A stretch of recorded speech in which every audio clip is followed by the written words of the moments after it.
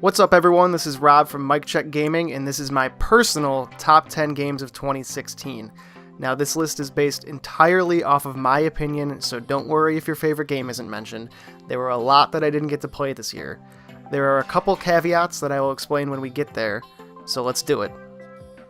Number 10 on my list is Super Mario Run, Nintendo's first real foray into the mobile game market.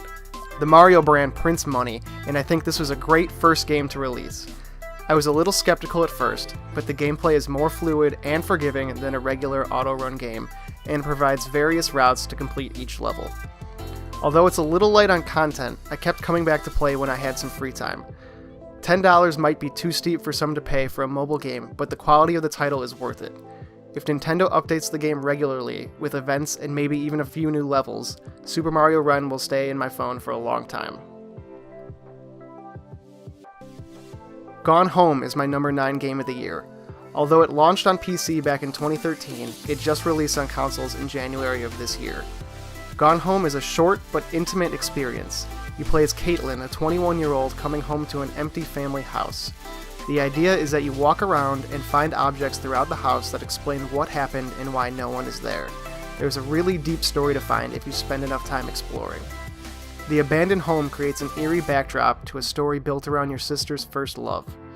As you track down Sam's diary entries, you build a special connection to a character that you never actually meet.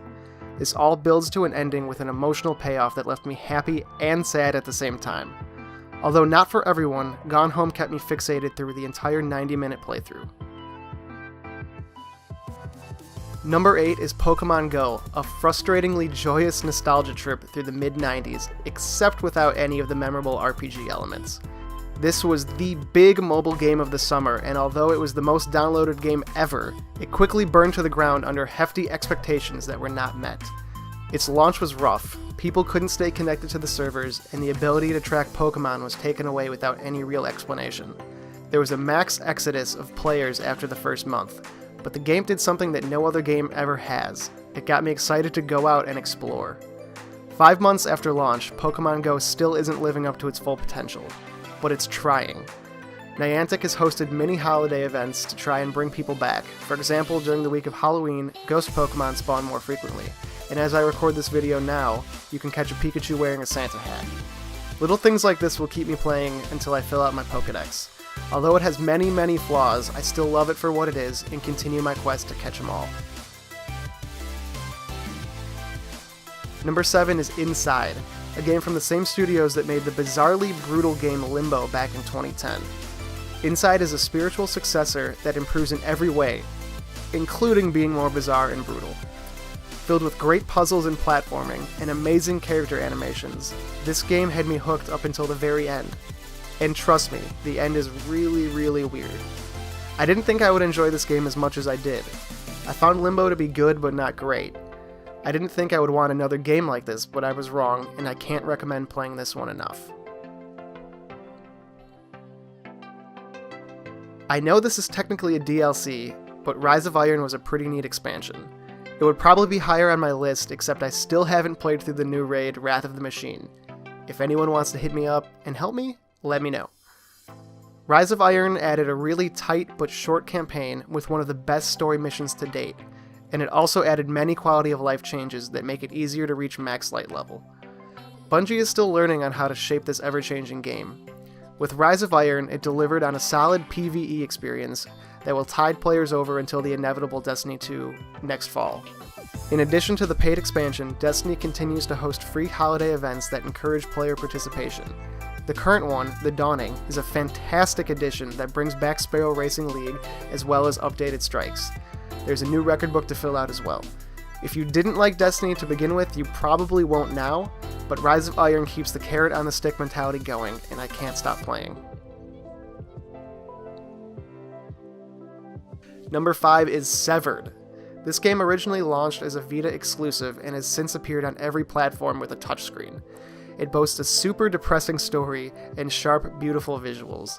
The premise is that you fight these monsters and sever their limbs in order to use them to upgrade your character. The touch controls are really tight and responsive, and each battle feels like a mini puzzle.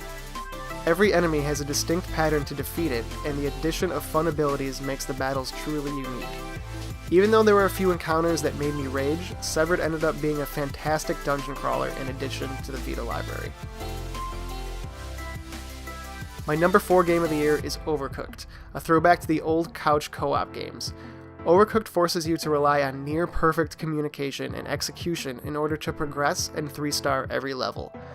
At its bones, it's a traditional diner dash game that tasks you with cooking and filling orders within the time limit. What you end up playing is a shouting match with your partner while the kitchen rocks and expands at the perfectly wrong moment. The absurd levels left me raging 1 minute and laughing the next. 1 minute you're on a rocking pirate ship and the next you're cooking during an earthquake. It is truly a rare gem that should be experienced by everybody. Technically, this game came out last year, but it only launched on PS4 this fall. Number 3 is Rise of the Tomb Raider. I really enjoyed the first game in Crystal Dynamics' reboot of Lara Croft's story. It was rugged and exciting and more real than the early Tomb Raider games of the 90s. Obviously borrowing a lot from the recent Uncharted games, Rise of the Tomb Raider amped up the danger and exploration and delivered an extremely solid game. At its best, it's a game about survival. You can collect wood and plants to craft arrows and bandages. You can explore abandoned tombs and upgrade Lara into a force of nature. The RPG elements help make Tomb Raider much more than an Uncharted wannabe. It is its own game with its own identity, and Lara is a fantastic character. Crystal Dynamics learned what made the first game good and built a sequel that's great. Number 2 on the list is Ratchet Clank. I was definitely curious how this game would pan out. The last couple entries into the Ratchet & Clank series haven't been great, and I didn't want them to ruin the charm of the original 2002 version of the game. I waited a long time to play this. Even after the positive reviews came out, I still waited. Now that I've played it, I can say that it is easily one of the best in the series. Insomniac put a lot of care into this game, and it shines with Pixar-level beauty.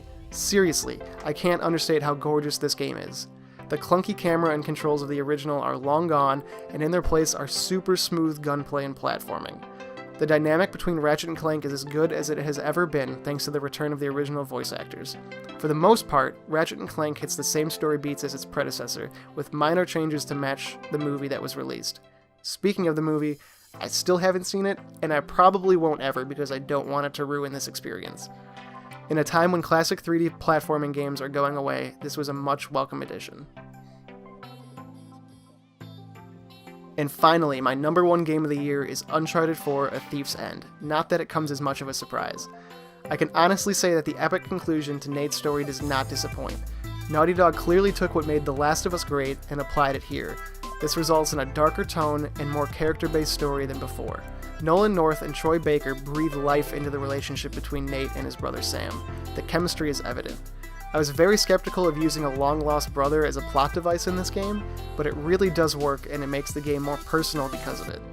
Some people might be turned off at the slow burn in the first couple hours, as well as the lack of set pieces as seen in previous entries, but the whole experience is better off because of it. The ramp up to the end feels earned and delivers one hell of an ending aboard a burning pirate ship, and that's not even the best part. The epilogue might be one of the most surprising things to come out of this year, and it ended the series on an absolutely perfect note. As a goodbye letter to Nathan Drake, Naughty Dog delivered 100%. Uncharted 4: Thief's End is easily my favorite game of 2016. And that about wraps it up. Let me know in the comments what your personal favorite games of 2016 are. I'm always looking to play new ones. If you want to follow me on Twitter, you can hit me up at MikeChuckGaming. And I hope you all have a great new year, and I'll see you in 2017.